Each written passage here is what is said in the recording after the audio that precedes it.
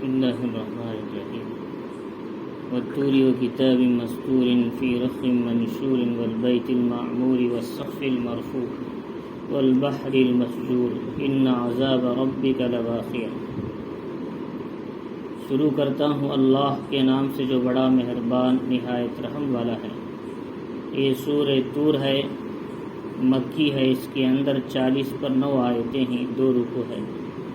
اللہ رب العزت نے سورہ کا نام طور دیا۔ سریانی زبان میں طور پہاڑ کو کہتے ہیں۔ سریانی زبان جو حضرت موسیٰ علیہ السلام کی تورات نازل ہوئی تھی تو سریانی زبان میں، یا پھر انجیل بھی سریانی زبان میں تھی، تو عبرانی اور سریانی یہ 2 زبانیں عربی زبان سے پہلے کی۔ اللہ رب العزت نے عربی زبان کو سکھایا، عرب کے اندر لوگ آ کر بسے تو عربی کا نظام چلا، تو اس سے پہلے سریانی اور عبرانی زبان چلتی تھی، جیسے تورات اور انجیل اسی زبانوں میں اللہ نے ان کے ماحول کے لحاظ سے اتاری تھی۔ تو اسی میں طور جو ہے یہ سریانی زبان میں پہاڑ کو کہتے ہیں۔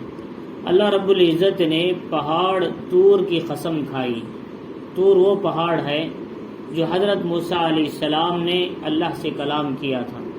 قرآن مجید میں اللہ نے سورہ طٰہٰ میں جس کا ذکر کیا کہ اِنَّكَ بِالْوَادِ الْمُقَدَّسِ طُوًى، موسیٰ علیہ السلام آپ اپنے چپل اتار کر آئیے، فَاخْلَعْ نَعْلَيْكَ، اس لیے کہ آپ مقدس طُوٰا کی وادی میں ہیں، یعنی جو وادی ہے نیچے کا حصہ پہاڑ کا، وادی سینا، وادی طُوٰا کہا جاتا ہے۔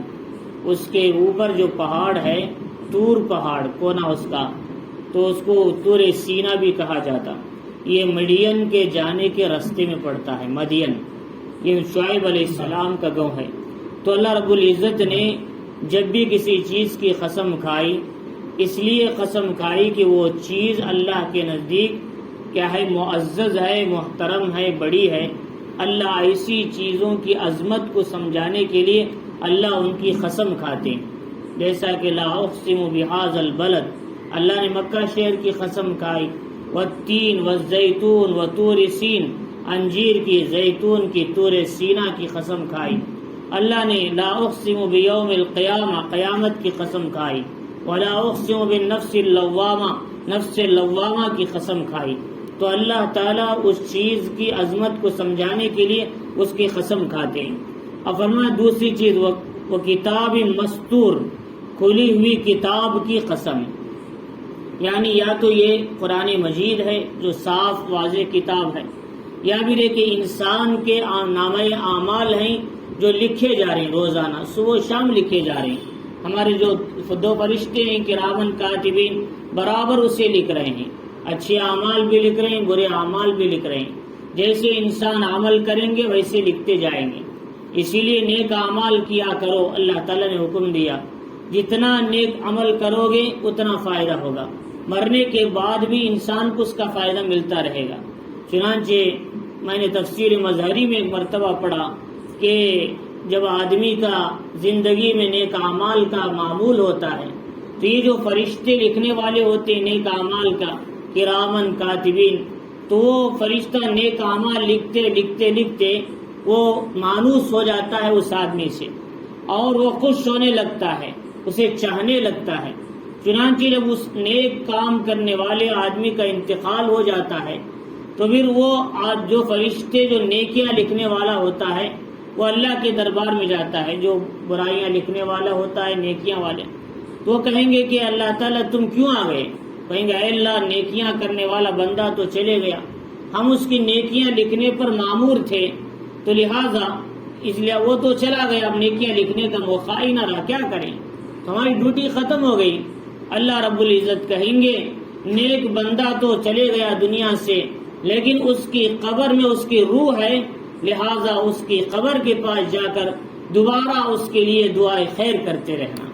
چنانچہ جیسے ہی اس کا انتقال کر کے دفن کر دیا جاتا ہے، یہ فرشتے جو نیکیاں لکھنے والا ہوتا ہے یا جو دوسرے فرشتہ ہوتا ہے، وہ دونوں اس کے لیے اس کی قبر کے پاس بیٹھ کر اس کے لیے دعائے خیر کرتے رہتے ہیں، قیامت تک ہوتا رہتا ہے۔ لہذا اس لیے فرمایا نیک اعمال کو بناؤ، نیک اعمال کیا کرو، اور اس کے اثرات زندگی میں بھی اچھے ہیں، موت کے وقت بھی اچھے ہیں، مرنے کے بعد بھی اچھے ہیں۔ قرآن کہتا ہے ان الذین قالوا ربنا اللہ ثم استقاموا، جو لوگ یہ کہیں کہ ہمارا رب اللہ ہے، اس پر قائم رہ گئے اور اللہ کے احکام پر قائم رہے، نبی کی سنتوں پر قائم رہے اور اپنی زندگی کو دیندار بنائے، تو پھر کیا ہوگا؟ فرشتے ان کو خوشخبری سنائیں گے، کہیں گے اب بھی تمہیں ڈر نہیں، آئندہ بھی تمہیں خوف نہیں، رنجیدگی نہیں، بلکہ ہم تمہیں یہاں سے لے کر قبر میں، آخرت میں، جنت میں جانے تک ہم تمہارے ساتھ رہیں گے۔ نحن اولیاؤکم فی الحیات الدنیا وفی الآخرہ وَلَكُمْ فِيهَا مَا تَشْتَهِي أَنفُسُكُمْ وَلَكُمْ فِيهَا مَا تَدَّعُونَ، جو تمہارا دل چاہے گا، جو تم مانگو گے، وہ ساری چیزیں تمہیں جنت میں ملے گی۔ تو اللہ رب العزت فرما رہی نیک عمل کرو، تو نامہ اعمال ہے اس سے مراد، یہ بھی قرآن مجید ہے جو کھلی وہ صاف کیا ہے کاغذ کے اندر یہ کلام لکھا ہوا ہے، یہ بھی انسان کے نام اعمال۔ رق کہتے ہیں یہ ہرن کی جو پتلی جھلی آتی ہے اندر سے، جھلی کہتے ہیں جس میں بچہ رہتا ہے، اسے جھلی بولتے ہیں، پتلا سا، تو وہ جھلی جو ہوتی ہے چمڑا یا جھلی، اسے کہتے ہیں رق۔ گویا کہ باریک جھلی میں لکھا ہوا یعنی کاغذ میں یہ کلام یا بھی نام اعمال وغیرہ بھی۔ فرمایا والبیت المعمور، بیت معمور کی قسم، بیت معمور سے مراد فرمایا جو کعبۃ اللہ ہے، جیسے زمین میں کعبۃ اللہ ہے، آسمانوں میں بھی اللہ نے کعبۃ اللہ بنایا، روزانہ 70,000 فرشتے اس کا طواف کرتے ہیں، پھر ان کو آخری تک کبھی دوبارہ وہ گھر کی طواف کرنے کا موقع نہیں ملتا، اتنے ہزاروں فرشتے اللہ تعالیٰ کے حکم سے روزانہ اس کا طواف کرتے ہیں، ایک بار طواف کیا پھر ان کو موقع نہیں ملتا۔ اب بتاؤ اللہ کے فرشتے کتنے ہزار ہوں گے؟ کوئی نہیں، وما یعلم جنود ربک الا ھو، کہ کوئی نہیں جانتا آپ کے رب کا لشکر کتنا بڑا ہے، کوئی نہیں جانتا۔ تو اللہ رب العزت فرماری کہ والسقف المرفوع، اور ایسی بلند چھت کی قسم، بلند چھت کو سا ہے آسمان، پوری آسمان یہ زمین کے لیے چھت کے قائم مقام ہے، چنانچہ اللہ رب العزت نے یہ آسمان کو صرف آسمان نہیں بنایا، بارش بھی برساتے ہیں، چاند بھی اس میں فٹ کیا، ستارے بھی اس میں چلائے، پھر اس میں سورج جیسی روشنی بھی دیا، گرم روشنی بھی دیتے ہیں، ٹھنڈی روشنی بھی دیتے ہیں، اس میں زینت کے لیے ستارے بھی لگائے، پھر بادل اس کے نیچے اور اس کے بارش کا نظام، یہ سارا نظام اللہ نے آسمان کے ذریعے سے نیچے کیا۔ تو اللہ رب العزت فرماری کہ کہیں تم آسمان میں پھٹن دیکھیں، تمہارا جو پنٹال ہوگا 100 کا 100، تو کتنے اس کے اندر پیچز لگے ہوں گے، لیکن آپ پوری دنیا میں، دنیا کے آخری کونے تک جا کر دیکھو، آسمان میں کہیں تمہیں پیاس نظر نہیں آتا۔ ہل ترا من فطور ثم ارجع البصر کرتین ينقلب الیک البصر قاسیا وهو حسیر، بار بار دیکھو آسمان کی طرف اور تم دوربین لگا کے دیکھو، سیٹسکوپ کے ذریعے اور چیزوں کے ذریعے، کہیں بھی تمہیں آسمان میں شگاف نظر نہیں آتا۔ یہ ہماری قدرت کی دلیل ہے۔ اللہ تعالیٰ فرمایا کہ والسقف المرفوع، اسی لیے قرآن مجید میں اللہ فرمایا وَإِلَى السَّمَاءِ كَيْفَ رُفِعَتْ، آسمان کی طرف دیکھو اللہ نے کیسے اسے بلند بنا کر کھڑا کیا، پورے آسمان میں کہیں بھی کہیں پلر نظر نہیں آتا۔ اللہ رب العزت فرمانے وَالْبَحْرِ الْمَسْجُورِ، بھڑکنے والے سمندر کی قسم، مسجور کہتے ہیں بھڑکنا، یا پھر کہ بھرے سمندر کی قسم۔ اسی لیے ایک یہودی نے کہا حضرت علی رضی اللہ تعالیٰ عنہ سے کہ یہ جو سمندر ہے اس میں ہی آگ ہے، یعنی یہی جہنم کا حصہ ہے۔ حضرت علی فرماتے ہیں یہودیوں میں نے اس سے سچا یہودی کہیں نہیں دیکھا، کیونکہ صحیح بات ہے قیامت کا دن ہوگا، اللہ تعالیٰ تمام سمندروں میں یہ سورج کو، یہ چاند کو ڈال کر اس کی گرمی سے سمندر بھڑکیں گے، جہنم کی آگ میں اور اضافہ ہو جائے گا۔ قرآن کہتا ہے وَإِذَا الْبِحَارُ سُجِّرَتْ، جب سمندر بھڑکا دیے جائیں گے۔ فرمایا اللہ نے قرآن مجید میں فرمایا تو یہ سمندر کے نیچے آگ ہے، سمندر کے نیچے جہنم ہے، اللہ ہی سے جہنم کو پیدا کرے۔ اللہ رب العزت فرمائی کہ ان عذاب ربک لواقع، 5 چیزوں کی قسم کھا کر، طور پہاڑ کی، قرآن مجید اعمال نامے کی، بیت معمور آسمان کے کعبۃ اللہ کی، اور بلند چھت آسمان کی اور بھڑکنے والے سمندر کی، 5 چیزوں کی قسم کھا کر اللہ سمجھا رہی جب اللہ ایسی طاقتور ہیں، وہ آسمان کھڑا کر سکتے ہیں، سمندر بھڑکا سکتے ہیں، بیت معمور کو چلا سکتے ہیں اور کلام مجید کو اتارتے ہیں، طور پہاڑ جیسے بلند قامت پہاڑوں کو کھڑا کر سکتے ہیں، وہ رب کے لیے آخرت کا، قیامت کا واقع کرنا کون سا مشکل کام ہے؟ ان عذاب ربک لواقع، آپ کے رب کا عذاب واقع ہونے والا ہے۔ عذاب ایک دنیا میں بھی آتا ہے، ایک آخرت میں بھی۔ آخرت کا عذاب، قیامت کا عذاب، دنیا میں عذاب انسانوں کی اصلاح کے لیے، تربیت کے لیے۔ وَلَنُذِيقَنَّهُم مِّنَ الْعَذَابِ الْأَدْنَىٰ دُونَ الْعَذَابِ الْأَكْبَرِ لَعَلَّهُمْ يَرْجِعُونَ، بڑے عذاب سے پہلے چھوٹے عذاب دے کر تمہیں متنبہ کرتے ہیں، تمہیں ہوشیار کرتے ہیں تاکہ تم اپنی زندگی کی اصلاح کر لو، غلطیوں کی روش کو چھوڑ دو۔ سیلاب آتے ہیں، طوفان آتے ہیں، زلزلے آتے ہیں اور بادلوں سے کیا ہے اولے برسنے لگتے ہیں، بجلیاں گرتے ہیں، یہ سب تباہی کبھی ہوتی ہے، یہ تمہارے گناہوں کی پاداش میں ہوتا ہے۔ فرمایا ظہر الفساد فی البر والبحر بما کسبت ایدی الناس، سمندر میں بھڑکاؤ کا آنا اور زمین میں زلزلے کا آنا، مصیبتوں کا آنا، جو بھی حوادثات پیش آتے ہیں یہ تمہارے ہاتھوں کی کرتوت ہے۔ قرآن کہتا ہے تم نے جیسے کیا ویسے سزائیں ملتی ہیں۔ چنانچہ اللہ رب العزت نے فرمایا ما لہ من دافع، جب اللہ کا عذاب آئے گا تو کوئی اسے روک نہیں سکے گا۔ کتنے ملک تباہ ہو گئے۔ جاپان میں جب طوفان آیا کئی سے منٹوں میں پورا جاپان پانی میں مل گیا۔ چائنا میں جب سیلاب آیا، سونامی، منٹوں میں فلک بوس عمارتیں زمین بوس ہو گئی، ان کو پوچھنے والا نہیں تھا۔ جس طرف دیکھے ملک کے ملک کہے اسٹیٹ کے اسٹیٹ پانی کے اندر مل چکے تھے۔ زیادہ وقت نہیں، 15 منٹ کے اندر، 15 منٹ میں ہزاروں اسٹیٹ چائنا کے ختم ہو چکے تھے پانی کے اندر۔ اللہ نے ایک مسجد کی حفاظت کیا اتنے بڑے طوفان میں، اللہ رب العزت نے۔ تو فرمایا کہ اللہ تعالیٰ کا نظام ایسا ہے، اللہ جب عذاب کو لاتے ہیں کوئی روک نہیں سکتا، کسی کی طاقت نہیں ہے۔ اسی لیے جبیر ابن مطعم کہتے ہیں کہ میں بھی اسلام نہیں لایا تھا، محمد الرسول اللہ صلی اللہ علیہ وسلم کے پاس میں نے بدر کی قیدیاں جو تھے، قید ہو کر آئے تھے جنگ بدر میں، ان کافروں کے بارے میں بات کرنے کے لیے مدینۃ المنورہ گیا۔ وہاں دیکھا حضور مغرب کی نماز میں سورہ طور پڑھا رہے ہیں۔ لوگ کہتے ہیں چھوٹا چھوٹا سورہ پڑھنا چاہیے، چھوٹا سورہ ہونا چاہیے۔ مغرب کی نماز میں بڑے سورے بھی پڑھ سکتے ہیں، مغرب کی نماز میں چھوٹا سورہ ہی ہونا ضروری۔ ایسا نہیں کہ ثم نظر ثم عبس وبصر ثم ادبر واستکبر اللہ اکبر، یہ ختم ہو گیا، ایسا نہیں ہونا چاہیے۔ ذرا بڑے سورے پڑھیں، ذرا لذت لے پیچھے والے قرآن۔ 3 نمازیں تو ہی تدرا قراتوں کے فجر ہے، مغرب ہے، عشاء ہے، ذرا لمبی صورتیں پڑھیں تاکہ لوگ قرآن کی لذت کو لیں، قرآن اپنے کانوں سے ٹکرائیں۔ اللہ کا کلام جب دل میں اترتا ہے، کانوں میں ٹکراتا ہے، انسانوں کی زندگیاں بدل جاتی ہیں۔ تو بھائی ابن ہمارے دوست بڑے شاعر تھے، دوست علاقے سے آئے تھے، ابو ہریرہ رضی اللہ تعالیٰ عنہ کے علاقے سے۔ تو انہوں نے دیکھا حضور صلی اللہ علیہ وسلم قرآن پڑھ رہے ہیں۔ لوگوں نے کہا ان کا قرآن مت سنو، یہ جادوگر ہے، یہ کاہن ہے، تمہیں بھی دیوانہ کر دیں گے۔ ایک دن انہوں نے سوچا میں شاعر ہوں، میں عربی دان ہوں، ذرا سن لو نبی کیا پڑھتے ہیں۔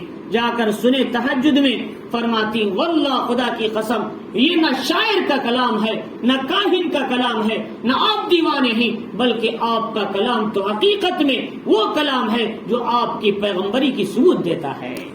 چنانچہ فوراً گئے حضور کے دربار میں، اسلام قبول کر لیا اور آپ کی محنت سے 300 صحابہ اسلام کے اندر داخل ہوئے، 7 سال ہجری میں حضور کے پاس آئے۔ تو دیکھو کلام کیسے بدل دیا، سینے کو، دماغ کو، دل کو کیسے فریش کر دیا، اور کیا ہے شرک و بت پرستی کے اثرات کو چھٹا کر ہدایت اور نور کے اثرات کو اس کے اندر بٹھا دیا۔ یہ کلام کے اثرات ہے۔ تو چنانچہ تو تفصیل بڑی تفصیل ہے۔ چنانچہ کبھی کبھی اگر آپ ہے جن کو اردو آتا ہے، معارف القرآن کا پہلا حصہ سورۃ الفاتحہ کی شرح میں مفتی شفیع صاحب رحمہ اللہ نے اس لائن کے بہت سے واقعات اور تفصیلات ذکر فرمائے، جن کو آتا ہے وہ دیکھ سکتے ہیں۔ تو چنانچہ اس میں فرمایا کہ اللہ تعالیٰ فرما رہی کہ وہ فرماتے ہیں کہ میں نے کیا ہے حضور صلی اللہ علیہ وسلم کو دیکھا سورہ طور پڑھ رہے ہیں. ایک روایت میں سورۃ المرسلات میں حضور نے پڑھا تھا مغرب کی نماز میں. بہرحال نماز پڑھی اور جب اس آیت پہ پہنچے تو حضور کی آواز میرے کانوں میں پڑی اور فرمایا ان عذاب ربک لواقع ما له من دافع. آپ کے رب کا عذاب واقع ہونے والا ہے، واقع ہوگا، اسے کوئی روکنے والا نہیں ہے. جب اس آیت پہ کا جو آواز میرے کانوں میں پڑی میرے دل کے اندر ایک ہیبت آ گئی، خوف ہو گیا. اب میں سمجھا یہ بولے اٹھنے سے پہلے اللہ کا عذاب مجھ پر نازل ہو جائے گا. فوراً انہوں نے کہا اشہد ان لا الہ الا اللہ و اشہد ان محمدا عبدہ و رسولہ پڑھ کر وہ اسلام کے اندر داخل ہو گئے. فرماتے ہیں اللہ کا کلام کبھی کسی کو ڈرا کر اسلام میں داخل کرتا ہے، اللہ کا کلام کبھی دلوں کو پھیر کر اسلام میں داخل کرتا ہے. اللہ کے کلام کا نظام ہے عجیب. تو اللہ رب العزت فرمائی کہ اللہ کا عذاب جب واقع ہوگا تو فرمایا کوئی اسے روکنے والا نہیں ہے. یوم تمور السماء مورا، جس دن کیا ہے آسمان تھر تھر کانپنے لگے گا، حرکت میں آ جائے گا.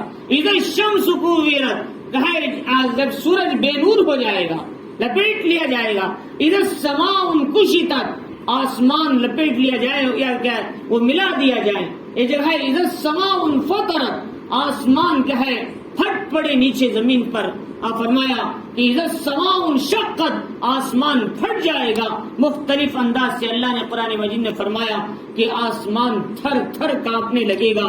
اس دن قیامت کا دن ہوگا. وتصیر الجبال سیرا، پہاڑ چلنے لگیں گے اپنے مقام سے.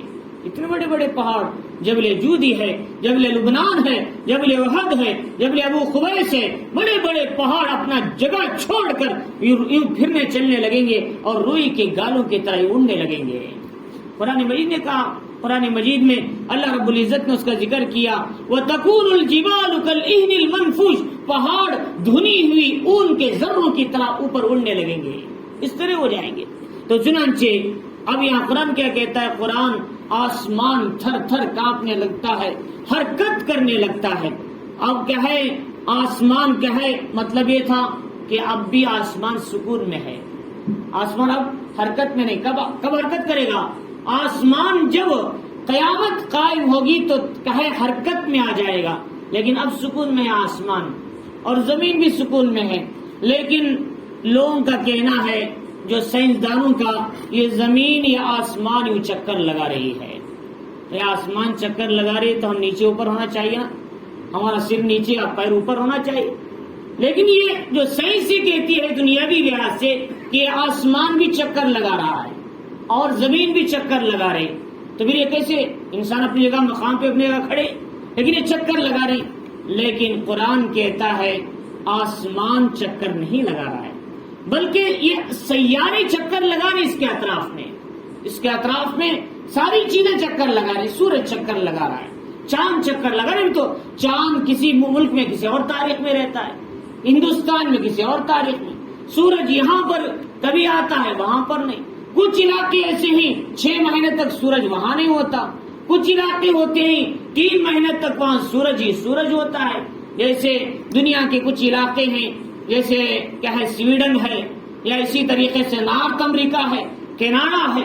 ایسے کچھ ملک ہیں جہاں پر 3 مہینے تک لوگوں کو سورج دیکھنا ہی نصیب نہیں ہوتا، اور کبھی کبھی 6 مہینے تک آدمی کیا ہے آدمی کو سورج ہی سورج نظر آتا ہے، وہاں رات دیکھنا نصیب نہیں ہوتا. تو چنانچہ تو ہم یہ کہتے ہیں، ہمارا جو قرآن کہتا ہے یہ سیارے، یہ چیزیں حرکت کر رہے ہیں اس کے اطراف میں، لیکن زمین حرکت نہیں کر رہی، آسمان حرکت نہیں کر رہا. لیکن یہ دنیا کی تعلیم یہ کہتی ہے آسمان حرکت کر رہا ہے، لیکن یہ قرآن کے خلاف ہے. قرآن کیا کہتا ہے؟ آسمان حرکت کب کرے گا؟ جب قیامت قائم ہوگی. مطلب یہ ہے آسمان اب سکون کے ساتھ ہے. مطلب کیا ہوا؟ آسمان حرکت میں نہیں ہے. تو فرماتی ہے اللہ تعالیٰ فرما رہی یوم تمور السماء مورا، جس دن آسمان حرکت کرنے لگے گا. اور اس کے بعد فرمایا کہ وتصیر الجبال سیرا، اور پہاڑ چلنے لگیں گے. اور پہاڑ چلنے لگیں گے. فویل یومئذ للمکذبین، اس دن جھٹلانے والوں کے لیے بڑی خرابی ہے. کیا جھٹلاتے ہیں؟ خبر کو جھٹلاتے ہیں، حشر کو جھٹلاتے ہیں، قیامت کو جھٹلاتے ہیں، عذاب قبر کو جھٹلاتے ہیں. کہتے ہیں انسان مٹی ہو جائے گا، ہڈیاں ہو جائیں گی، اسے کون عذاب دے گا؟ حالانکہ جسم کو کسی کو عذاب نہیں ہوگا، بلکہ انسان کی روح کو عذاب ہوگا. روح سے انسان کا تعلق ہے. جسم تو اس کے کپڑے ہیں، کپڑے تو پھٹ جاتے ہیں، بدل جاتے ہیں، لیکن اس کی جان، اس کی جسم باقی ذات باقی رہتی ہے. جیسے ہمارے جسم کے لیے کیا ہمارا جو ہاتھ کا حصہ ہے، جیسے ہم کیا ہے آستین ہے ہمارے لیے، ہاتھ کے لیے، پیر کے لیے پاجامے کی آستین ہے، ویسے روح کے لیے ایک جسم ہے روح، اس کے اوپر یہ ہاتھ آستین ہے، یہ پیر اس کا کیا ہے آستین ہے. اصل میں ہمارا جسم اصل نہیں، ہماری روح اصل ہے. چنانچہ کہتے ہیں کہ اس دن عذاب جو ہوگا روح کو ہوگا، آرام جو ملے گا روح کو ملے گا. انسان کا جسم تو سڑ گل جائے گا، اس کا کوئی اعتبار نہیں ہے. تو فرماتے ہیں اس دن جھٹلانے والوں کے لیے بڑی خرابی. الذین هم فی قوض یلعبون، وہ لوگ جو بے ہدہ باتوں میں کھیل رہے ہیں یا پھر مذاق بنا رہے ہیں یا پھر کیا ہے ادھر ادھر کی باتوں میں پڑے ہوئے ہیں، اور کیا ہے وہ لوگ آخرت کی فکر نہیں کرتے. یوم یدعون الی نار جہنم دعا، جس دن ان کو جہنم کی طرف ڈھکیل کر لایا جائے گا، کھینچ کر لایا جائے گا. قرآن مجید کیا کہتا ہے سورہ رحمان میں؟ یعرف المجرمون بسیماہم فیؤخذ بالنواصی والاقدام فبأی آلاء ربکما تکذبان. قیامت کے دن مجرموں کو پوچھنے کی ضرورت نہیں. کہاں چوری کرے تھے بھائی، کہاں ڈاکہ ڈالے تھے، کہاں سود کھائے تھے، کہاں رشوت لیے تھے، یہ پوچھنے کی ضرورت نہیں. سارا اس کی پیشانی پر لکھا ہوگا. یہ مجرم ہے، یہ گنہگار ہے، یہ سود کھانے والا ہے، یہ رشوت لینے والا ہے، یہ دھوکہ دینے والا ہے، یہ ناپ تول میں کمی کرنے والا ہے، یہ کیا ہے بد نظری کرنے والا ہے، یہ کیا ہے دوسرے کو ستانے والا ہے، یہ تہمت لگانے والا ہے، اور یہ دوسرے کی زمین ہڑپنے والا ہے. یہ ساری کے سارے اس کی پیشانی پر ہوگا. یعرف المجرمون بسیماہم، ان کی پیشانیوں سے مجرم پہچان لیے جائیں گے. اور فرمایا اس کے بعد ان کو ایسے پیر اور پیشانی سے کیوں ملا دیا جائے گا؟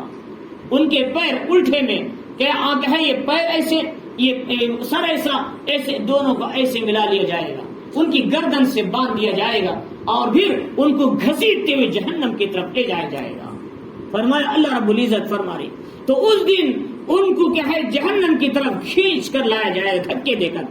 هذه النار التي كنتم بها تكذبون، کہا جائے گا یہی وہ آگ ہے جسے تم دنیا میں جھٹلایا کرتے تھے، مانتے نہیں تھے. عذاب قبر کہاں ہے، حشر کا ہے. عمر پالنپوری صاحب رحمۃ اللہ علیہ سے ایک آدمی نے پوچھا، بڑے ڈاکٹر تھے MBBS، انہوں نے کہا حضرت عذاب کہتے ہیں، کیا دلیل ہے عذاب کی؟ فرمایا ڈاکٹر صاحب کہ عذاب ہے لیکن نظر نہیں آتا، اندر جانے کے بعد معلوم ہوتا ہے، انسان کی آنکھیں بند ہونے کے بعد معلوم ہوتا ہے عذاب ہے لیکن نظر نہیں آتا، اوپر اندر نہ سمجھ میں آتا ہے. انہوں نے کہا کہ جیسے تمہارے جسم میں آئرن ہے اور کیلشیم ہے، تمہارے جسم میں شوگر ہے، کیا تم جسم سے نمک نکال کے دکھا سکتے ہو؟ کیا آئرن کی کوئی کیل نکال سکتے ہو؟ کیا شوگر کی کوئی آدھا پو کلو شکر نکال کے دکھا سکتے ہو؟ وہ کہتے ہیں ایسے کیسے ہو سکتا ہے، شکر نہیں دکھا سکتے اندر ہے، نمک نہیں دکھا سکتے اندر ہے، آئرن نہیں دکھا سکتے اندر ہے. ایسے عذاب قبر ہے لیکن نظر نہیں آتا. حضرت نے اس کا ہی جواب دیا. تو فرماتی ہیں کہ قیا قبر کا عذاب ہے. محمد الرسول اللہ صلی اللہ علیہ وسلم روزانہ عذاب قبر سے پناہ مانگتے تھے. اللہم انی اعوذ بک من عذاب القبر واعوذ بک من فتنة القبر. یہ قبر کا عذاب ایک فتنے کا قبر کا فتنہ ہے. قبر کا عذاب کافروں کے لیے، نافرمانوں کے لیے، ظلم کرنے والوں کے لیے، اور کیا ہے گناہ کرنے والوں کے لیے. خبر کا فتنہ نیک آدمی کے لیے بھی ہے. سعد بن عبادہ رضی اللہ تعالی، سعد بن معاذ کتنے بڑے صحابی تھے اور خزرج کے بڑے سردار تھے اور بڑے حضور صلی اللہ علیہ وسلم کا ساتھ رہا کرتے تھے. ان کا جب انتقال ہوا حضور فرماتی باہر رکھنے کی جگہ بھی نہیں تھی، اتنے ہزاروں کا مجمع فرشتوں کا آیا ہوا تھا ان کے جنازے میں، لیکن قبر میں رکھا گیا. خبر ان کو ایسے دبانے لگی، ذرا خبر ایسے دبانے لگی. فرمایا کہ زگتا پیش آیا ہے سعد بن معاذ کے ساتھ، خبر ان کو دبا رہی ہے. اسے کہتے ہیں قبر کا فتنہ. یہ کہتے ہیں قبر کا فتنہ، حضور اس سے بھی پناہ مانگ، اے اللہ عذاب قبر سے بھی پناہ مانگتا ہوں، قبر کے فتنے سے بھی پناہ مانگتا ہوں۔ اسے دباتی ہے قبر، یہ دبانا بھی ایمان والے کے لیے بہت اچھا ہے، تاکہ دنیا میں ہی اس کے سارے گناہ معاف ہو جاتے ہیں، اللہ آخرت میں اسے بچا لیتے ہیں۔ اسی لیے سکرات بھی آنی چاہیے دنیا میں، جو اچانک کی موت آ جاتی ہے وہ آدمی گناہوں کے ساتھ دنیا سے جاتا ہے، سکرات آئے گی، سکرات سے آدھے گناہ اس کے ختم ہو جائیں گے۔ فرمایا اسی لیے صلی اللہ علیہ وسلم فرماتے تھے اللہ معینی علی سکرات الموت، اللہ موت کی سکرات میں میری مدد فرما۔ حضور صلی اللہ علیہ وسلم کو بہت لمبی سکرات لگی ہوئی تھی، بہت لمبی سکرات تھی، لہٰذا سکرات لگنے کے بعد دنیا سے جانا یہ گناہوں کی صفائی کا ذریعہ ہے۔ حضور صلی اللہ علیہ وسلم نے دعا مانگی اللہم انی اعوذ بک من فجاعۃ الموت، اے اللہ اچانک کی موت سے تیری پناہ مانگتا ہوں، آکسیجن سے، ہارٹ سے، دل پکڑ لینے سے، فوراً لمحوں میں مر جانے سے، نیچے تھا اوپر گیا انتقال ہو گیا، اوپر سے نیچے اترا سو گیا تو انتقال ہو گیا، اسے توبہ کا موقع ہی نہیں ملا، اللہ اللہ بولنے کا موقع ہی نہیں ملا، ذکر کرنے کا موقع ہی نہیں ملا، ایسی موت سے اللہ کے نبی نے پناہ مانگی ہے۔ فرمایا اس لیے ہم کو چاہیے کہ ہم بھی پناہ مانگے۔ تو عذاب قبر جو قبر کا فتنہ ہے ایمان والے کو بھی ہوتا ہے، اس لیے اللہ تعالیٰ سے قبر کے فتنے سے بھی پناہ مانگنا ہے، قبر کے عذاب سے بھی پناہ مانگنا ہے۔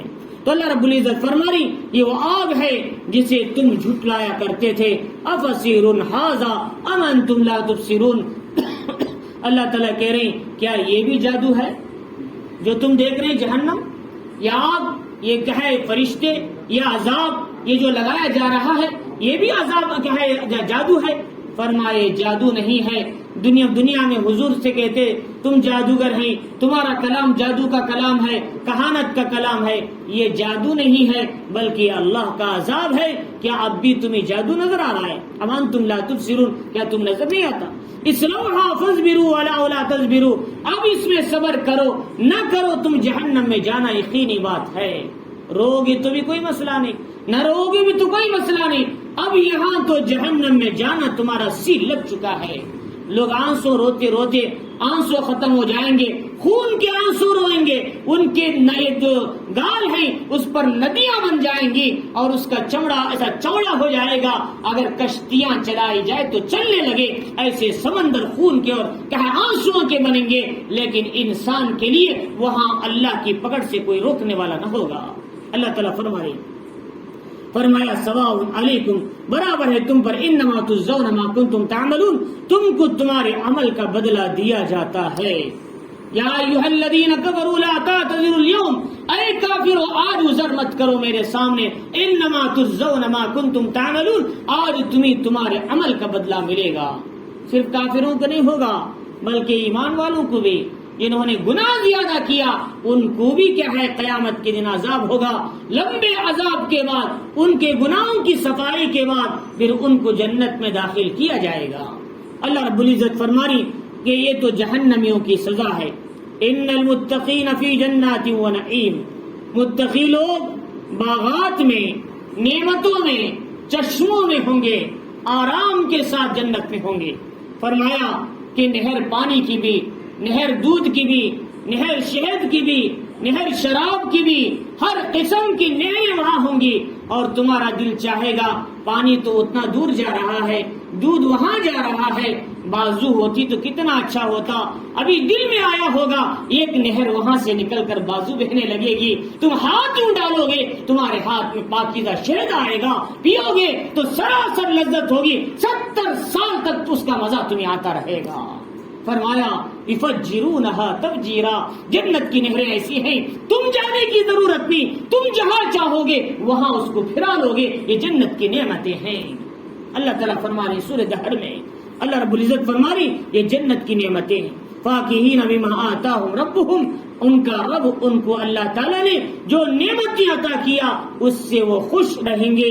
فرمایا جنت میں حور غلمان، زبرجد زمرد کے بالا خانے، اور کیا ہے بڑی بڑی آنکھوں والی حوریں، ان سے نکاح اللہ تعالیٰ ان کا کروائیں گے، اور بے شمار نعمتیں ہوگی، کھانا ختم نہیں ہوگا، کھانے کو روکا نہیں جائے گا، پھل ختم نہیں ہوں گے، پھل کو روکا نہیں جائے گا، جتنا چاہو گے کھاؤ گے، کلوا واشربوا ہنیئا بما اسلفتم فی الایام الخالیہ، تم پہلے زمانے میں دنیا میں جو نیک اعمال کیے اس کے بدلے میں خوب کھاؤ خوب پیو، یہاں تمہیں کوئی روکنے والا نہیں ہے۔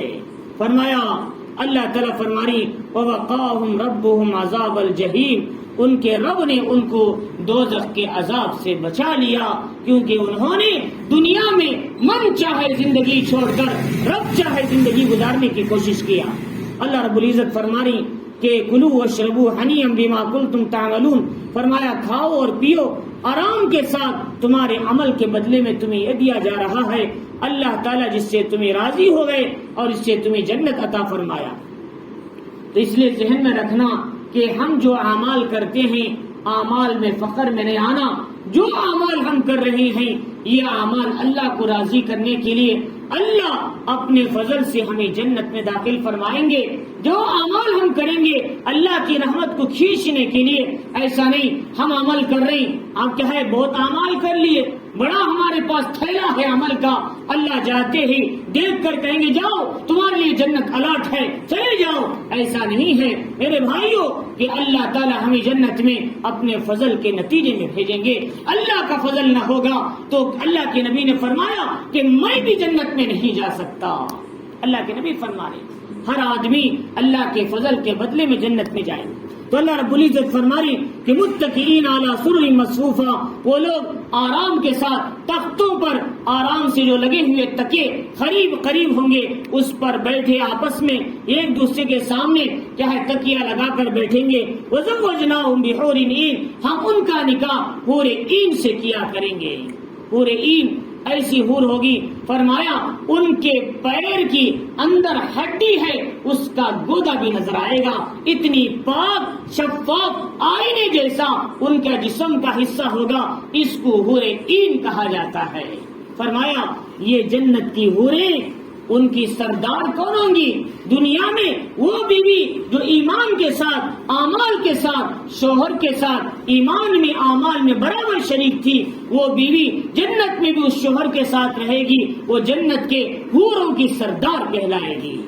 لیکن بشرط ہے کہ وہ بھی نیک ہو، وہ بھی اعمال پہ ہو، لیکن بیوی شوہر کے خلاف، شوہر بیوی کے خلاف ہے، شوہر کا رستہ ایمان کا ہدایت کا، بیوی غیر ایمان غیر ہدایت کے رستے پر ہے، بیوی ایمان والی ہے ہدایت کے رستے پر ہے، شوہر بھی ایمان ہے ہدایت کے رستے کے خلاف ہے، دونوں کا رستہ جدا جدا ہو جائے گا، یہ ادھر جائیں گے ادھر جائیں گے، ان کو نہیں ملے گا۔ اسی لیے فرمایا دنیا میں جیسے فیملی کے ساتھ رہتے ہیں جنت میں بھی فیملی کے ساتھ رہنا ہے، جیسے ہم ہی دیندار ہیں بیوی بھی دیندار ہونا ہے، جیسے بیویاں دیندار ہیں شوہر بھی دیندار ہونا ہے۔ قرآن اسی کو کہتا ہے یا ایھا الذین آمنو، اے ایمان والو، قوا انفسکم واہلیکم نارا، تم خود بھی جہنم سے بچو، گھر والوں کو بھی جہنم سے بچاؤ، بلکہ ان کو دین کی تعلیم دو، ان کی تربیت کرو، جیسے تم جنت میں جانا چاہتے ہو ان کو بھی جنت کا راستہ دکھاؤ، قرآن کہتا ہے۔ تو اللہ رب العزت اسی کا آگے ذکر کر رہے ہیں۔ اب بیوی بھی ایمان والی شوہر بھی ایمان والے دونوں جنت میں ہیں، اب بچوں کا کیا حال ہوگا؟ بچے بھی ایمان والے ہیں، بچے بھی نیک ہیں، بچے بھی ہدایت کے راستے پر ہیں، ماں باپ کی اطاعت کرتے ہیں، تو کہا جائے گا بچوں کو بھی ماں باپ کے ساتھ جوڑ دو جنت میں، بچوں بھی ماں باپ کے ساتھ۔ لیکن اللہ تعالیٰ قیامت میں جنت میں جانے کے بعد ماں باپ کے اعمال زیادہ ہوں گے، ان کے درجے بلند ہوں گے، بچے کے اعمال کم ہوں گے، ان کا درجہ نیچے ہوگا، تو ماں باپ کہیں گے اے اللہ میں تو ہوں، میری بیوی تو ہے، میرے بچے کہاں ہیں؟ وہ بھی ایمان والے تھے۔ اللہ کہیں گے ان کے اعمال کم ہیں، ان کا درجہ نیچا ہے، وہ کہے گا اے اللہ میری اولاد کو بھی میرے ساتھ کر دے، وہ آخر ایمان والی تو ہے، ان کا عمل کم تو ہے، لیکن تو اپنے فضل سے ان کے درجے کو بڑھا دے۔ اللہ کہیں گے جاؤ کہ ان کے ماں باپ کے ساتھ ان بچوں کے مقام کو بڑھا کر ان کو بھی جنت میں داخل کر دو اور جنت کے اعلیٰ درجے میں ان کو بھی بھیج دو۔ اب بتاؤ ماں باپ کے نیک اعمال کی وجہ سے بچوں کو فائدہ ہوگا، بچے بھی اس درجے پر چلے جائیں گے، تو ڈی گریڈ والے اب گریڈ پہ پہنچ جائیں گے۔ ایسا نہیں ماں باپ کو ان کے درجے پہ لا کے اتاریں گے، ایسا نہیں، ان کے درجے کو اٹھا کر ماں باپ کے درجے کے برابر بنا کر اللہ ان کو بھی ان کے برابر جنت میں رکھیں گے۔ اور دوسرا فائدہ کیا ہوگا؟ ہم نے اولاد نیک چھوڑی، حدیث میں آتا ہے جب انسان مر جاتا ہے نیک اعمال اس نے کیا، کوئی مدرسہ، کوئی مسجد، جو صدقہ جاریہ کیا مرنے کے بعد ثواب ملتا ہے، کوئی کتاب لکھ کر گئے اس کا ثواب مرنے کے بعد ملتا ہے، ایسی نیک اولاد چھوڑے ان کی وجہ سے مرنے کے بعد ثواب ملتا ہے۔ ایک آدمی جنت میں جائے گا، وہ اللہ تعالیٰ کہیں گے جا تیرے لیے یہ جنت نہیں، جنت الفردوس اعلیٰ مقام تیرے لیے۔ وہ کہے گا اے اللہ مجھے یہ مقام کیسے مل گیا، میں تو اتنا عمل نہیں کیا تھا۔ اللہ کہیں گے تیری اولاد جو نیک تھی، جو نیک اعمال کیا، اچھی تھی، اس کے بدلے میں تجھے یہ بلند مقام دیا جا رہا ہے۔ اللہ تعالیٰ اولاد کی وجہ سے ماں باپ کو اونچا مقام عطا کرے، تو ماں باپ نیک ہیں بچوں کو بھی فائدہ ہوگا، بچے نیک ہیں ماں باپ کو بھی فائدہ ہوگا، دونوں سے ایک دوسرے کو فائدہ ہوگا اگر ہم نے اپنی اولاد کو نیک بنا کر چھوڑا ہے۔ لہذا ہم نے انجینئر بنایا، ڈاکٹر بنایا، پروفیسر بنایا اور کیا لیکچرر بنایا اور دنیا کا سارا علم دیا، لیکن جنت کا نہیں بنایا تو اس سے بڑا نقصان کچھ بھی نہیں ہے۔ فرمایا یہی تو ہے آج امت کا حال، امت کا حال یہی، ہمارا بچہ سب کچھ بن جائے لیکن قبر کا نہ بنے، حشر کا نہ بنے، آخرت کا نہ بنے، تو اس بچے کی دنیا بھی خراب، آخرت بھی خراب ہو گئی۔ وہ صرف قبرستان تک کام آئے گا، اس کی ڈگریاں، اس کا علم، اس کا مقام، لیکن قبر میں جانے کے بعد وہ جسم بھی باقی نہ رہے گا، اس کی ڈگریاں تو دنیا میں ختم ہو جائے گی، اس کی روح اگر اچھی ہے تو کامیاب، اگر بری ہے تو وہیں سے عذاب اسے شروع ہو جائے گا۔ اللہ رب العزت فرما رہی تم نے صرف دنیا کی تیاری کرا کے لائے، آخرت کی تیاری اپنی اولاد کی نہیں کرائی۔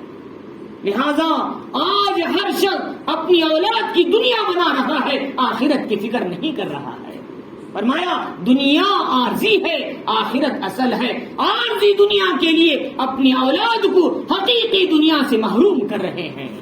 فرمایا اس لیے ہم کو چاہیے اپنے بچے کو ڈاکٹر بناؤ، انجینئر بناؤ، ناجائز نہیں ہے، پڑھنا صحیح ہے، لیکن اسے دیندار بناؤ، اسے شریعت پہ چلنے والا بناؤ۔ شریعت کے خلاف چلنے سے اس کے دل میں گھبراہٹ ہو، نفرت ہو، اس سے کوئی کہے داڑھی نکال، اس کے دل میں غصہ آ جائے، میں داڑھی کیوں نکالوں، میرے نبی کی سنت کیوں چھوڑوں، میں اپنی نوکری تو چھوڑ سکتا ہوں، نبی کی سنت نہیں چھوڑ سکتا، یہ اس کے دل میں جذبہ آ جائے۔ اس لیے اس کے دل میں آخرت بٹھاؤ، نبی کی سنت کی عظمت بٹھاؤ، اللہ کے حکم کی عظمت بٹھاؤ، یہی اصل کامیابی ہے۔ یہ 60-70 ہزار، لاکھ 1.5 لاکھ یہ دنیا میں ختم ہو جائیں گے، لیکن حقیقی زندگی ہدایت کی، سنت کی، وہ آخرت میں بھی کام آئے گی، ماں باپ کے لیے خیر کا سبب بنے گی۔ اللہ رب العزت آگے فرما رہی ہے اسی کا ذکر کرتے ہوئے والذین آمنوا واتبعتهم ذریتهم بایمان، جو لوگ ایمان لائے ان کی اولاد بھی ایمان میں ان کا ساتھ دیا تو ہم ان کی اولاد کو جنت میں ان کے ساتھ رکھیں گے۔ وما علتناهم من عملهم من شیء، ماں باپ کے درجے میں کمی نہیں کی جائے گی، اولاد کے درجے کو بڑھا کر ماں باپ کے درجے میں رکھا جائے گا۔ فرمایا کل امرئ بما کسب رہین، ہر انسان قیامت کے دن اپنے عمل میں گروی میں ہوگا، جیسا عمل کرے گا ویسے گروی میں ہوگا۔ جیسے انسان کسی کے پاس سننا رکھ کے کچھ پیسے لیا، اب پیسے دیں گے تو سننا ملے گا، جب تک پیسے نہیں دیں گے تو اس کے پاس وہ چیز امانت نہیں ملے گی۔ ایسے انسان کو جنت ملنا ہے تو اس کے لیے چاہیے کہ وہ نیکیوں کی گروی رکھنا ہے۔ اس کے پاس نیکیاں ہے ہی نہیں تو کیا گروی رکھے گا، وہ جہنم کی گروی رکھے گا برے اعمال کو، تو اس کے لیے جہنم کیا تیار ہو جائے گی۔ تو لہذا اس لیے فرمایا ہر انسان کو اس کا عمل کا بدلہ ملنے کے لیے اسے اس کی گروی رکھنی پڑے گی، اس کی زندگی کی۔ اور اس کے بعد فرمایا وَأَمْدَدْنَاهُمْ بِفَاكِهَةٍ وَلَحْمٍ مِّمَّا يَشْتَهُونَ، اللہ تعالیٰ ان کو خوب نعمتیں عطا کریں گے، میوے بھی، گوشت بھی، جو چاہیں گے۔ يَتَنَازَعُونَ فِيهَا كَأْسًا لَّا لَغْوٌ فِيهَا وَلَا تَأْثِيمٌ، وہاں لوگ کیا ہے بھرے جام جو کہیں گے گلاس شراب سے اسے چھینم چھپٹی کریں گے۔ ہمارے یہاں جو بڑے بڑے جلسے ہوتے ہیں، اجتماعات ہوتے ہیں، اس میں کیا ہے جوس بانٹا جاتا ہے، چائے بانٹی جاتی، چھینم چھپٹی کرتے، لاؤ مجھے لاؤ پہلے، مجھے لاؤ پہلے۔ ویسے جنتی بھی آپس میں مذاق میں خوشی میں چھینم چھپٹی کریں گے، لاؤ مجھے لاؤ پہلے، اس میں مزہ آتا ہے چھین کے کھانے۔ دیکھو بچوں کو کہیں بھائی تم لائن سے ٹھہر کر چاکلیٹ لو تو بچوں کو مزہ نہیں آتا، ایسے چھیننے میں مزہ آتا ہے، یہاں بچے چھیننے میں مزہ آتا ہے۔ ایسے ہی جنتی آپس میں ایک دوسرے سے گلاس لینے لگیں، مجھے لاؤ پہلے، مجھے لاؤ پہلے۔ ایسے جنت میں مزے کے ساتھ رہیں گے، لیکن وہاں کوئی فتنہ نہیں ہوگا، کوئی جھگڑا نہیں، کوئی حسد نہیں، کوئی کینہ نہیں، بلکہ سکون ہی سکون کی زندگی ہوگی۔ فرمایا اللہ تعالیٰ وہاں کوئی بےہودہ بات نہیں ہوگی، وہاں نہ کوئی گالی گلوچ نہ گناہ کی بات ہوگی۔ اور جب وہ شراب پیئیں گے جنت کی، لا یصدعون عنہا ولا ینزفون، نہ بےہودہ بات ہوگی، نہ ان کے سر میں درد ہوگا، نہ گالی گلوچ ہوگا، بلکہ اللہ کی تعریف ان کے زبانوں پہ جاری ہو جائے گی۔ یہ آخرت کی شراب ہے، دنیا کی شراب نہیں۔ دنیا کی شراب پیئیں گے تو گالی شروع ہو جائے گی، ماں اور بہن میں تمیز ختم ہو جائے گی، زندگیاں اجڑ جائیں گی۔ محمد الرسول اللہ صلی اللہ علیہ وسلم نے فرمایا جو شراب پیتے پیتے مرا، قیامت کے دن اللہ جہنمیوں کی پیپ اور گندگی کو سے پلائیں گے۔ فرمایا جو شراب پیتے پیتے مرتا ہے بڑی سزا ہے سب سے، اسی لیے حدیث میں آتا ہے کہ جو شراب پیتے پیتے مرے گا اسے نہر غوطہ میں ڈالا جائے گا۔ نہر غوطہ کیا ہے؟ یخرج من فروج المومسات، زانیہ بدکار عورتوں کی شرمگاہوں سے نکلنے والا پانی ان شرابیوں کو پلایا جائے گا۔ اب بتاؤ شراب پینا کتنا بڑا گناہ ہے۔ دنیا میں آرام ہے، دنیا میں لذتیں ہیں، آخرت کی سزا کیسی ہے؟ فرمایا آج آسان ہے اسے پینا۔ فرمایا اللہ رب العزت فرما رہی کہ جو دنیا میں بچے گا اللہ جنت کی بہترین پاکیزہ شراب پلائیں گے، اور وہ خود نہیں، جو نیک ہوگا وَسَقَاهُمْ رَبُّهُمْ شَرَابًا طَهُورًا، اللہ اپنے ہاتھ سے انہیں پلائیں گے۔ اللہ تعالیٰ فرما رہی تو اللہ رب العزت نے فرمایا کہ يتنازعون فيها كأسا لا لغو ولا تأثم ويطوف عليهم غلمان لهم كأنهم لؤلؤ مكنون۔ یہ تو چھینم چھپٹی ہوگی۔ دوسری جگہ ہر جگہ بیڈ کے پاس اپنے اپنے مقامات کے پاس چھوٹے چھوٹے بچے بہترین لباس زیب وطن کرتے ہوئے، جیسے ویٹرز ہوتی ہے ہمارے یہاں جو کھانا کھلاتے ہوئے، ویسے چھوٹے چھوٹے بچے ہاتھوں میں جگ لے کر شراب جام لے کر ہے وہ لائیں گے، پیش کریں گے۔ لو کوسا ہونا ہے، گرم ہونا ہے، ٹھنڈا ہونا ہے، سون کی آمدش ہونا ہے، تسلیم کی آمدش ہونا ہے، یا پھر روح افزا ہونا ہے، خس ہونا ہے، جو ہونا ہے وہ لو وہ لالا کر پیش کریں گے۔ اللہ تعالیٰ فرما رہی کہ وَأَقْبَلَ بَعْضُهُمْ عَلَى بَعْضٍ يَتَسَاءَلُونَ، وہ ایک دوسرے کے سامنے بیٹھ کر بات کرنے لگیں گے، جیسے دنیا میں ڈنر ہوتے ہیں، لنچ ہوتے ہیں، یا پھر کیا ہے مجلس ہوتے ہیں، فنکشنز ہوتے ہیں، لوگ آپس میں بیٹھ کر ایک دوسرے سے بات کریں گے۔ وہ کہیں گے قَالُوا إِنَّا كُنَّا قَبْلُ فِي أَهْلِنَا مُشْفِقِينَ، لوگوں ہم دنیا میں اللہ سے ڈرتے تھے، فَمَنَّ اللَّهُ عَلَيْنَا، اللہ سے ڈرنے کے بدلے میں اللہ نے ہم پر احسان کیا، وَوَقَانَا عَذَابَ السَّمُومِ، یہ جہنم اور عذاب کے لو سے، لو کے عذاب سے اللہ نے ہمیں بچا لیا۔ انا کنا من قبل ندعو، اور ہم دنیا میں اللہ سے مانگتے تھے، اللہ سے ہی طلب کرتے تھے، اللہ کے سامنے عبادت کرتے تھے، اسی کا نتیجہ اللہ تعالیٰ نے ہمیں ساری نعمتیں دیا۔ انہ البر الرحیم، اللہ تو بڑا مہربان ہے، بڑا رحم کرنے والا ہے۔ اللہ رب العزت نے فرمایا کہ فذکر فما انت بنعمت ربک بکاہن ولا مجنون، نبی آپ نصیحت کرتے رہیے آپ کے رب کی نعمت سے، فضل سے آپ نہ کاہن ہیں نہ مجنون ہیں، بلکہ لوگ آپ کو شاعر کہتے ہیں یا آپ کی موت کی تمنا کرتے ہیں۔ آپ کہیے تم بھی انتظار کرو، میں بھی تمہارے ساتھ انتظار کرتا ہوں، انجام آخر کس کا اچھا ہوگا اللہ تعالیٰ قیامت کے دن سمجھائیں گے۔ قیامت کا دن تو دور ہے، دنیا میں اللہ نے سمجھا دیا۔ محمد الرسول اللہ صلی اللہ علیہ وسلم اکیلے فرد تھے جب دعوت کا کام شروع ہوا، جو نبوت کی دعوت دی گئی، اکیلے فرد۔ اللہ نے ایک طرف سے حضرت علی کو لائے بچے کی شکل میں، ایک طرف سے زید بن حارثہ کو لائے غلام کی شکل میں، ایک طرف سے حضرت خدیجہ کو لائے مالدار بیوی کی شکل میں، ایک طرف سے اللہ تعالیٰ نے اسی طریقے سے ایک بڑے سردار دین کی محنت کرنے والے کی شکل میں ابو بکر صدیق رضی اللہ تعالیٰ عنہ کو لائے۔ پھر ان کے بعد مجمع بڑھتا گیا، اللہ نے انجام وہ سمجھایا کہ جو لوگ یہ سمجھتے تھے ہم کامیاب ہیں، اللہ نے ایسے ذلیل کیا وہ بدر کے گڑھے میں مرے پڑے تھے۔ اللہ تعالیٰ نے جن لوگوں نے سمجھا نبی ناکام ہوں گے، اللہ نے ان کو ایسے اٹھایا، آپ کا دین پورے عالم میں پھیل گیا۔ افریقہ میں، امریکہ میں، جرمن میں، الجزائر میں، اردن میں، شام میں، مصر میں، اور ملیشیا میں، انڈونیشیا میں، افریقہ، امریکہ، جسے کوئی جانتا تک نہیں تھا عرب کے، جب عرب قائم تھا اللہ نے وہاں تک نبی کے دین کو پہنچایا، انجام سمجھایا۔ جو لوگ انجام دیکھنا چاہتے ہیں حضور کی زندگی کو دیکھیں، وہ ناکامی سمجھ رہے تھے نبی کی زندگی کو، اللہ نے کامیاب کیا۔ جو لوگ عزت کے نقشوں میں بیٹھتے تھے اللہ نے ان کو ذلیل کر دیا۔ اللہ نے سمجھایا انجام کیا ہے، یہ ہے انجام۔ تو لہذا اس لیے انجام کب سمجھ میں نہیں آتا، آخری وقت میں سمجھ میں آتا۔ اسی لیے فرمایا جو انسان دنیا سے ایمان کی حالت میں گیا سمجھو اس نے انجام کو پا لیا اچھا، بغیر ایمان کے گیا اس سے برا انجام کسی کا بھی نہیں۔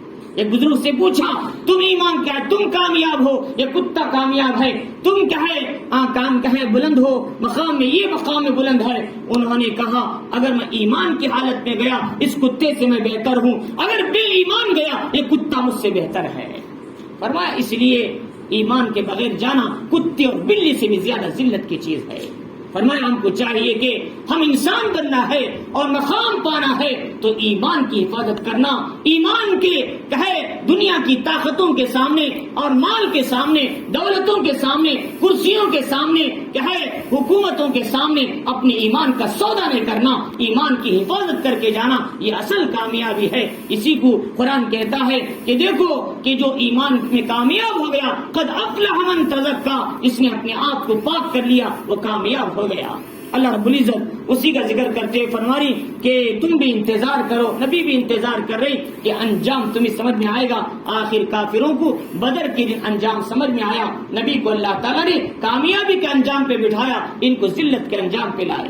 تو بہرحال اس صورت کے اندر اللہ رب العزت نے بہت سی باتیں بتائی، ان میں سے یہ بات بتائی کہ اللہ تعالیٰ نے قیامت اور عذاب واقع ہونے والا ہے، جو واقع ہوتا ہے وہ قریب ہوتا ہے، لہذا ہماری آخرت ہم سے قریب ہو رہی ہے۔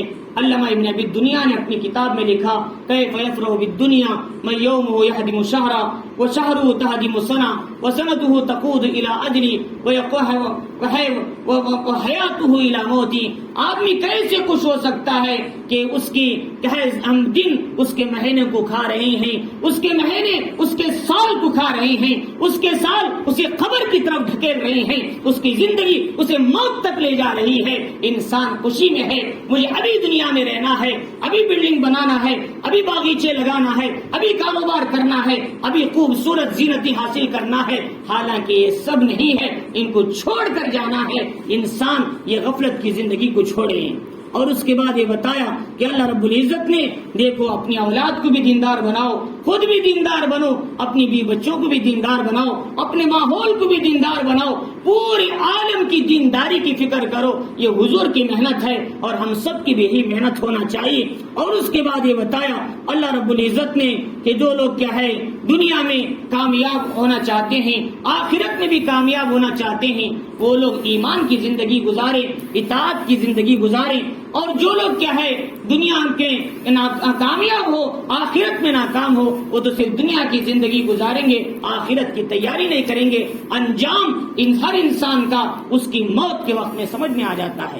اللہ رب العزت ہم سب کو اپنی آخرت کی تیاری کرنے اور خود بھی دیندار بننے، ہماری اولاد بھی بچوں کو بھی دیندار بنانے کی ہم سب کو توفیق عطا فرمائے۔